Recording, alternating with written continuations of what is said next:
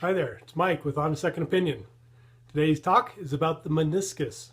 The meniscus is one of two types of cartilage in your knee, and it provides mostly cushioning between the two bones. I'll use this knee model for demonstration. So the femur, the thigh bone, comes down and meets up with the tibia or the shin bone to make the knee joint, and the meniscus lives in between these two bones, the femur on top and the tibia on the bottom. This model does a pretty good job of showing you what the meniscus looks and feels like. It's kind of a rubbery, flexible type of cartilage that is really a cushion between the two bones. It does give the joint some stability. We know that when we remove the meniscus, the joint becomes less stable. But the primary goal or reason for having a meniscus is a cushioning between the two bones.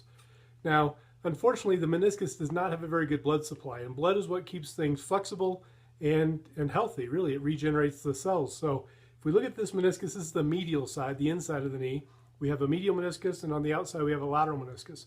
You can see it's kind of a horseshoe or a C-shaped cartilage, and it's thicker on the outside or the perimeter, and gets thinner as it goes towards the inside of your knee. That's true on both medial and lateral. The blood supply that we spoke of just a minute ago is really more prevalent. There's more blood supply in the outer rim here in the periphery of the meniscus. And just for easy math, I'll say the outer third has a pretty decent blood supply, where the inner 2/3 really doesn't. And unfortunately, as we get older, that blood supply becomes less and less. When the blood supply becomes less, the meniscus becomes more vulnerable. So the older we get, the more likely we are to have a meniscus tear.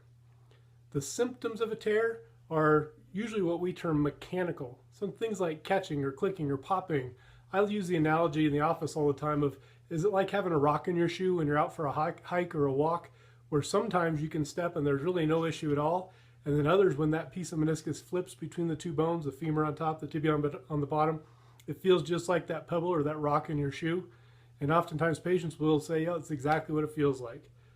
We can treat the meniscus in a few different ways. If it's symptomatic or bothersome enough for you, often we'll go to the operating room. When we're there, we have a couple options.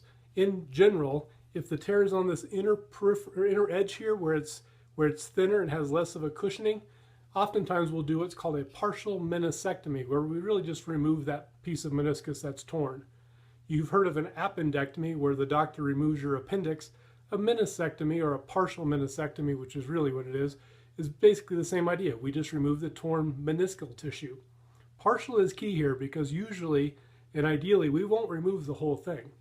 Now, if the tear's on the outside, where the blood supply is reasonable and the tissue is in good quality, it's in good condition or high quality, and we feel like it's going to serve a positive purpose moving forward, we'll try to repair that. We'll try to sew that together or get the two edges of that tear to heal back together. It's a challenge sometimes because the blood supply isn't very good.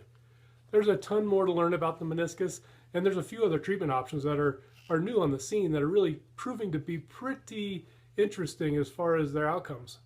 If you think you have a meniscus tear, if you know someone who has a meniscus tear, say you've been diagnosed with one and you're wondering what to do, come on over to onasecondopinion.com and make an appointment. Let's talk about it. We'd love to help you go through the thought process. We'll educate you on everything that we know and everything that's out there as far as treatment, and we'll help you choose the treatment plan that's right for you. Be active, stay healthy, and we hope to talk to you soon.